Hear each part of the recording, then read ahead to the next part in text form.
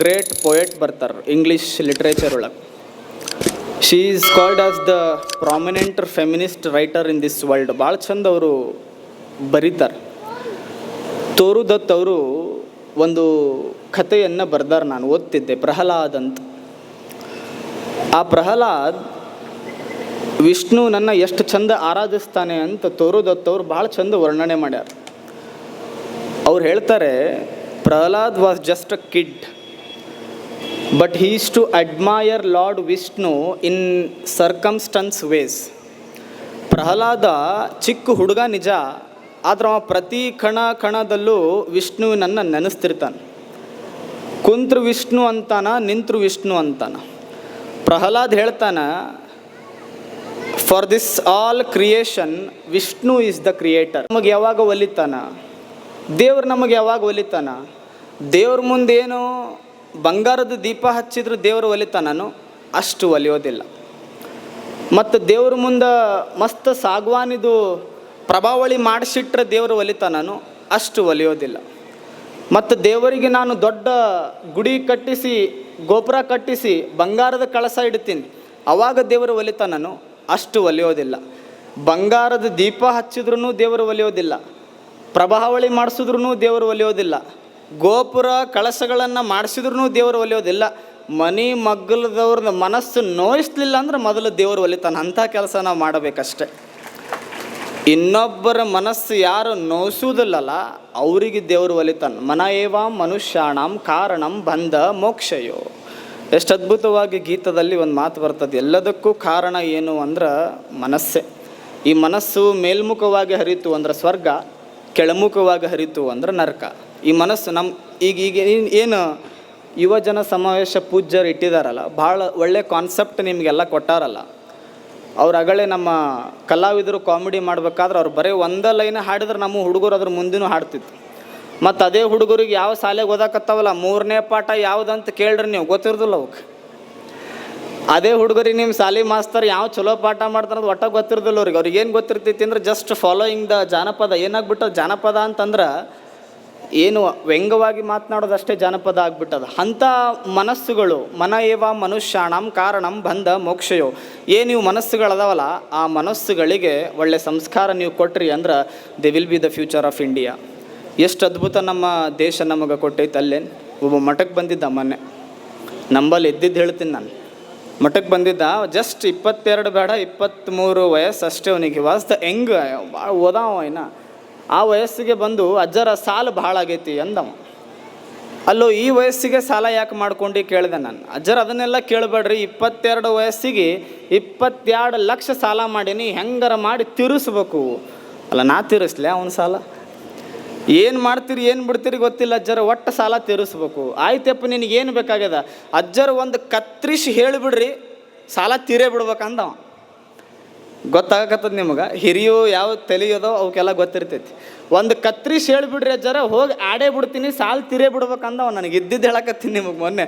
ಅಲ್ಲೋ ಏನು ಹೇಳಬೇಕು ನಾ ಅಂದೆ. ಎಲ್ಲರೂ ಹೋಗಲಿ ನಿಂದ್ರಿ ಅಂತ ನಮ್ಮ ಸೇವಕರೆಲ್ಲ ಒಳಗೆ ಹೋದಾಗ ಅವಾಗ ಅಂದ, ಅಜ್ಜರ ಒಂದು ಮಟಕ ನಂಬರ್ ಹೇಳ್ರಿ ಅಂದವ. ಅಲ್ಲೋ ಎಲ್ಲ ದೂರ ಮಾಡಿ ನಮ್ಮನ್ನು ಮಠಕ್ಕೆ ಮಾಡಿದ್ದ ನಿಮಗೆ ಮಟಕ ನಂಬರ್ ಹೇಳಕ್ಕೆ ಮಠಕ್ಕೆ ಮಾಡ್ಯಾರ ಏನು ನಮಗೆ?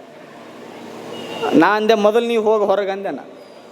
ಮೊದಲು ನೀವು ಹೊರಗೆ ಹೋಗಿ, 22 ವಯಸ್ಸಿಗೆ 22 ಲಕ್ಷ ಯಾಕೆ ಸಾಲ ಮಾಡಿ ಅಂತ ನನಗೆ ಈಗ ಅರ್ಥ ಆಕತ್ತೈತಿ. ಮೊದಲು ನೀವು ಮಠದಿಂದ ಹೊರಗೆ ಹೋಗು ಅಂದೆ. ಅವ ಅಂದ, ಅಜ್ಜರ ಹೆಂಗಾರ ಮಾಡಿ ಹೇಳಿಬಿಡ್ರಿ, ಇಲ್ಲ ಅಂದ್ರೆ ಭಾಳ ಒಜ್ಜದ ನನ್ನ ಪರಿಸ್ಥಿತಿ ಅಂದವ. ನೋಡಪ್ಪ ಮಠಕ ಹೇಳು ಅದು ಹೇಳು, ಅಂಥ ಮಠ ನಮ್ಮದಲ್ಲ, ಮತ್ತು ಅಂಥ ಯಾವ ಪೂಜ್ಯರು ಅದನ್ನು ಪ್ರಚೋದಿಸೋದಿಲ್ಲ, ದಯವಿಟ್ಟು ನೀನು ಇಲ್ಲಿಂದ ನಡಿ ಅಂದ್ಯ. ಮತ್ತು ಒಟ್ಟ ಹೋಗಿಲ್ಲಲ್ಲ, ನಾ ಏನು ಮಾಡಿದೆ, ಮಗ್ಲು ಕಲ್ಸಕ್ರಿ ಇದ್ದವಲ್ಲ, ಎಷ್ಟು ಕಲ್ಸಕ್ರಿ ಬರ್ತಾವ ಅಷ್ಟು ಕಲ್ಸಕ್ರಿ ಕೊಟ್ಟೆ ನಾನು. ಅವ ಹೊರಗೆ ದ್ವಾರಕ್ಕೆ ಹೋಗಿ ಕಲ್ಸಕ್ರಿ ಎಣ್ಸಾಕತ್ ನೀವು. ಅವ ಕಲ್ಸಕ್ರಿ ಎಣ್ಸಾಕತ್ತ, ಯಾಕೆ ಎಣ್ಸಾಕತ್ತೀಯೋ ಅಂದೆ ನಾನು. ಅಜ್ಜರ್ ನೀವು ಕಲ್ಸಕ್ರಿ ಏನು ಕೊಟ್ಟಿರಿ, ಅವು 9 ಅದಾವು, ನಾಳೆ 9 ನಂಬರ್ ಆಡ್ತೀನಿ ಅಂದವು. ಸ್ವಾಮಿಗಳು ಕಲಸಕ್ರಿ ಕೊಟ್ಟಾಗ ಕಲಸಕ್ರಿ ಎಣಿಸಿ ಮಟಕ ಆಡಿದ್ರೆ ನನ್ನ ದೇಶ ಉದ್ಧಾರ ಆಗಕ್ಕೆ ಸಾಧ್ಯ ಇಲ್ಲ. ಸ್ವಾಮಿಗಳಿಗೂ ಗುಟಗ ಬಿಡಿಸ್ತೀವಂತ ಮನೆ ಮುಂದೆ ಬಂದಾಗ ಪಾದ ತೊಳೆದು ಒಳಗೆ ಕರ್ಕೊಂಡ್ರೆ ನನ್ನ ದೇಶ ಉದ್ಧಾರ ಆಗಕ್ಕೆ ಸಾಧ್ಯ ಅದ. ಇದು ಹೊಸ ಭಾರತ ಆಗಬೇಕು. ಮಟಕ ಆಡಿಸೋರು ಸ್ವಾಮಿಗಳಾಗೋದಿಲ್ಲ. ಪ್ರಭುಕುಮಾರ ಶಿವಾಚಾರ್ಯ ಅಜ್ಜರು ಮನೆಗೆ ಬಂದು ಚಟ ಬಿಟ್ಟು ನನ್ನೂರು ಉದ್ಧಾರ ಆಗಲಿ ಅಂತ ಒಂದು ಪಾದಯಾತ್ರೆ ಹಮ್ಮಿಕೊಂಡಾರಲ್ಲ, ಇದು ನಿಜವಾದ ದೇಶ ಕಟ್ಟುವ ಕೆಲಸ. ಮತ್ತು ನಮ್ಮ ಭಾಳಷ್ಟು ಜನ ಯುವಕರದಾರ, ಯುವ ಸಮಾವೇಶ ಇರೋದ್ರಿಂದ ನಾನು ನೋಡ್ತೀನಿ ಭಾಳಷ್ಟು ಜನ ಯುವಕರು ಈಗ IPL ಅವ್ರು ಪ್ರಮೋಟ್ ಮಾಡೋದು ಏನು ಅಂತಂದ್ರೆ ಬರೀ ಬೆಟ್ಟಿಂಗ್ ಆಡ್ತಾವು. ಚಲೋ ಹೀರೋಗಳು ಯಾರು ಇರ್ತಾರೆ, ಸೆಲೆಬ್ರಿಟಿಗಳು ಯಾರು ಇರ್ತಾರೆ, ಸ್ಟಾರ್ಗಳು ಯಾರು ಇರ್ತಾರೆ, ಅವ್ರನ್ನ ಅಡ್ಮೈರ್ ಮಾಡ್ತಾರೆ. ನಿಜವಾದ ಹೀರೋ ಯಾರು ಅಂದ್ರೆ ನನಗನ್ಸು ಮಟ್ಟಿಗೆ just the one who acts for just 3 hours, 3 ಗಂಟೆ ನಟನೆ ಮಾಡೋರಿಗೆ ಏನಾದರೂ ನಾವು ಹೀರೋಗಳು, ನಮ್ಮ ಆರಾಧಕರು ಅಂತ ಎದಿ ಮ್ಯಾಗ ಟ್ಯಾಟು ಹಾಕ್ಸ್ಕೊಳ್ಳೋದು, 11 ಫೀಟ್ ದೊಡ್ಡ ಬ್ಯಾನರ್ ಮಾಡಿ ನಿಲ್ಲಿಸ್ಕೊಳ್ಳೋದು, ಅವರೇ ನಮಗೆ ರೋಲ್ ಮಾಡಲ್ಲ ಅಂತ ಅಂದ್ಕೊಂಡ್ವಿ ಅಂದ್ರೆ ಅದು ಎಂದೂ ಆ ಮಕ್ಕಳು ಉದ್ಧಾರ ಆಗೋಕ್ಕೆ ಸಾಧ್ಯನೇ ಇಲ್ಲ. ಅವರು ನಿಜವಾದ ಹೀರೋಗಳಲ್ಲ, ಅವರು ನಟನೆ ಮಾಡೋರು, ಅವರು ಕಲಾವಿದರು, ನಟನೆ ಮಾಡೋರು ಅಷ್ಟೇ. ಅವರಿಗೆ ಜಾಸ್ತಿ ಪ್ರಚೋದನೆ ಮಕ್ಕಳು ಕೊಡಕತ್ತಾವಂದ್ರೆ ದೇಶ ಉದ್ಧಾರ ಆಗೋಕ್ಕೆ ಸಾಧ್ಯ ಇಲ್ಲ. ನಿಜವಾದ ಹೀರೋಗಳು ಯಾರು ಅಂದ್ರೆ ಹೈ ಬ್ರ್ಯಾಂಡ್ ಬಟ್ಟೆ ಹಾಕ್ಕೊಂಡು ಮೊಬೈಲ್ದೊಳಗೆ ಒಂದು ಮಸ್ತ್ ಐಫೋನ್ ಮೊಬೈಲ್ ಇಟ್ಕೊಂಡು ಸಾಲಿಗೆ ನಾವು ಹೊಂಟೀನಿ, ನಮ್ಮಪ್ಪ ಹರಕ್ಕೆ ಬನ್ನೇನು ಹಾಕ್ಕೊಂಡು ಬಿಸಿಲಾಗ ದುಡಿಯಾಕತ್ತಾನಲ್ಲ ಅವ ನಿಜವಾದ ಹೀರೋ. ನಾ ಮಸ್ತ್ ಬಟ್ಟೆ ಹಾಕ್ಕೊಂಡು ಸಾಲಿಗೆ ಹೊಂಟೀನಿ, ನಮ್ಮವ್ವ ಇನ್ನೊಬ್ಬರು ಮನ್ಯಾಗ ಹೋಗಿ ಮುಸ್ರಿ ತಿಕ್ಕಾಕತ್ತಾಳಲ್ಲ ಆಗ ನಮ್ಮವ್ವ ನನಗೆ ನಿಜವಾದ ಹೀರೋಯಿನ್. ಮತ್ತು ಈ ದೇಶಕ್ಕಾಗಿ ಒಂದು ನೆನಪಿಟ್ಕೊಂಡ್ಬಿಡ್ರಿ, ಮೊನ್ನೆ ನಾವೆಲ್ಲರೂ ತಣ್ಣಗೆ ಮಲ್ಕೊಂಡಿದ್ವಿ, ಎಂದು ಆಪರೇಷನ್ಸ್ ವಾಸ್ ಗೋಯಿಂಗ್ ಆನ್, ಎಲ್ಲರೂ ನಾವು ತಣ್ಣಗೆ ಮಲ್ಕೊಂಡಿದ್ವಿ. ನಮಗೆ ಅವಾಗ ಯೋಧರ ಬೆಲೆ ಗೊತ್ತಾಯ್ತು, ನಮಗೆಲ್ಲರೂ ಅವಾಗ ಯೋಧರ ಬೆಲೆ ಗೊತ್ತಾಯ್ತು. ನಾವೆಲ್ಲ ಇಲ್ಲಿ ತಣ್ಣಗೆ ತಂಡ್ಯಾಗ ತುಂಬ ಹಚ್ಕೊಂಡು ಮಳೆ ಬರಾಕತ್ತೈತಿ, ಹಂಗೆ ಬಿಸಿಲೈತಿ, ತಣ್ಣಗೆ ನಾವು ಮಕ್ಕೊಂಡಿದ್ವಿ.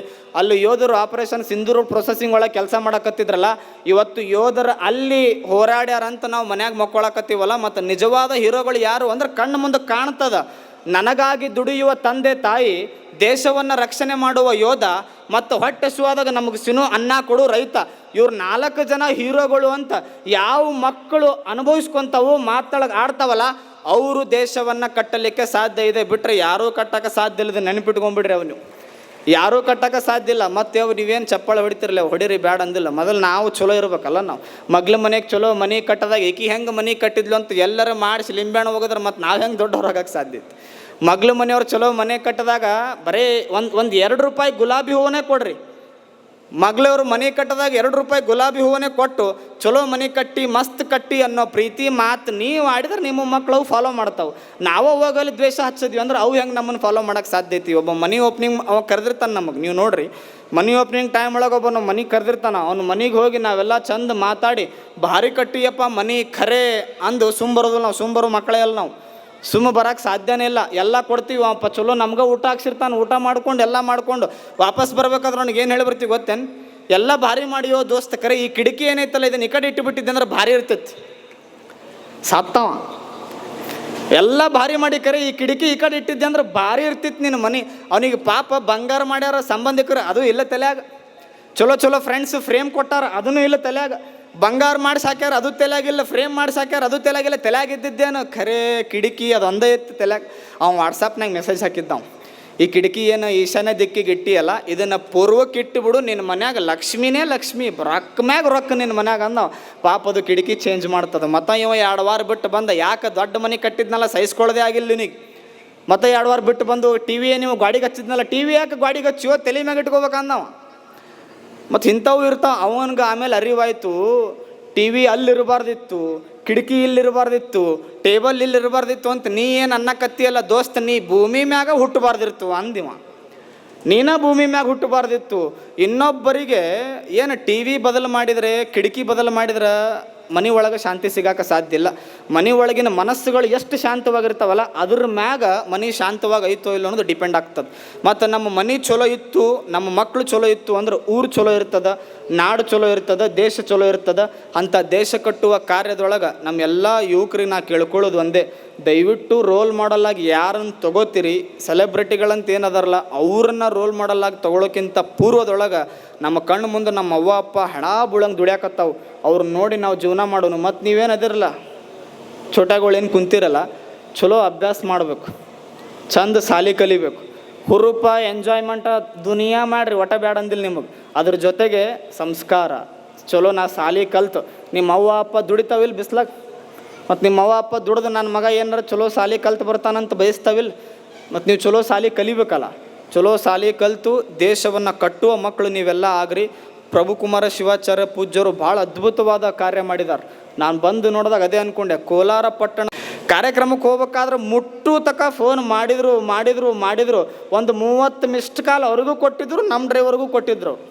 ಕಾರ್ಯಕ್ರಮ ಮುಗಿಸಿ ಮಠಕ್ಕೆ ಬಂದು ಮಲ್ಕೊಳ್ತಕ್ಕ ಒಬ್ಬರ ಫೋನ್ ಮಾಡ್ಬೇಕಲ್ಲ. ಆರಾಮ್ ಹೋದ್ರೇನ್ರಿ ಅಜ್ಜರ ಅಂತ ಒಬ್ಬರ ಫೋನ್ ಮಾಡ್ಬೇಕಲ್ಲ, ಇಲ್ಲ. ಕಾರ್ಯಕ್ರಮ ಮುಟ್ಟು ತಕ 30-40 ಮಿಸ್ಡ್ ಕಾಲ್ ಹೊಡೆದಿದ್ರು, ವಾಪಸ್ ಹೊಳ್ಳಿ ಮಠಕ್ಕೆ ಮುಟ್ಟ್ಯಾರ ಇಲ್ಲ, ಸ್ವಯಂ ಬಂಧನ ಮುಗಿದು ಹೋಯ್ತು ತಡಿ ಅಂತ ಬಿಟ್ಟಿದ್ರು ಅವ್ರು. ಇಂಥ ಸಮಾಜದಾಗ ಎಲ್ಲ ಎತ್ತಿಗಳು ಬದುಕ್ತಾ ಇದ್ದಾರವ್ವ. ಏನು ನಮಗೇನು ತಂದೆ ತಾಯಿಗಳಂತೇನಿಲ್ಲ. ನೀವೇನು ಪ್ರಭುಕುಮಾರ ಅಜ್ಜರಿಗೆ ತಂದೆ ತಾಯಿಗಳು ಯಾರು ಅಂದ್ರೆ ಈ ಕಡೆ ಏನು ಕುಂತಿರಲ್ಲ ನೀವೇ ತಾಯಿಗಳು, ಈ ಕಡೆ ಏನು ಕುಂತಿರಲ್ಲ ನೀವೇ ತಂದಿರ, ನೀವೇ ಬೆಳೆಸ್ಬೇಕು ಅವ್ರಿಗೆ, ಮತ್ತೇನಿಲ್ಲ. ನೀವು ಎತ್ತಿ ಹಿಡಿದ್ರೆ ಅವರು ದೊಡ್ಡ ಮಹಾನ್ ವ್ಯಕ್ತಿಗಳಾಗ್ತಾರೆ. ನೀವು ನನ್ನ ಮಗ ಅಂತ ಅಪ್ಪಿಕೊಂಡ್ರೆ ಇಂಥ ಕಾರ್ಯಕ್ರಮಗಳು ಇನ್ನೂ 100 ಮಾಡೋ ಶಕ್ತಿ ಅವರಿಗೆ ಗದ್ದಿಗೆ ಶಕ್ತಿ ಕೊಟ್ಟದ ಆಸದನ್ನು ತಿಳಿಸಿ 2 ಮಾತನಾಡಲಿಕ್ಕೆ ಅವಕಾಶ ಕೊಟ್ಟಿರುವ ಎಲ್ಲ ಪೂಜ್ಯರಿಗೂ ನನ್ನ ಶರಣಾರ್ಥಿಯನ್ನು ಸಲ್ಲಿಸಿ. ಲಿಂಬೆಹಣ್ಣು ಮಾಡಿಸಿ ಹೋಗದಾರಲ್ಲ, ಅವ್ರು ಮನೆ ಮ್ಯಾಗ ಮನೆ ಕಟ್ಟಲಿ ಅಂತ ಕೇಳ್ಕೊಳ್ಳೋನು ಬಂದು ದೇವ್ರಿಗೆ. ಮತ್ತು ಯಾರು ನಮ್ಮ ತಾಟ್ನಾಗ ವಿಷ ಹಾಕಿ ಮಗ ಸಾಯಲಿ ಅಂತ ಬಯಸಾರ ನೋಡ್ರಿ, ಅವ್ರ ತಾಟ್ನಾಗ ಹಾಲು ಹಾಕಿ ದೋಸ್ತ ನೀ ಕುಡ್ದು ಆರಾಮಿರುವಪ್ಪ ಅಂತ ಬಯಸೋನು. ಅಷ್ಟು ದೊಡ್ಡ ಮನಸ್ಸು ನಮ್ಗೆ ಕರುಣಿಸ್ಲಿ ಅಂತ ಹೇಳಿ ನನ್ನ 2 ಮಾತುಗಳನ್ನು ಮುಗಿಸ್ತೀನಿ. ಶರಣು ಶರಣಾರ್ಥಿ.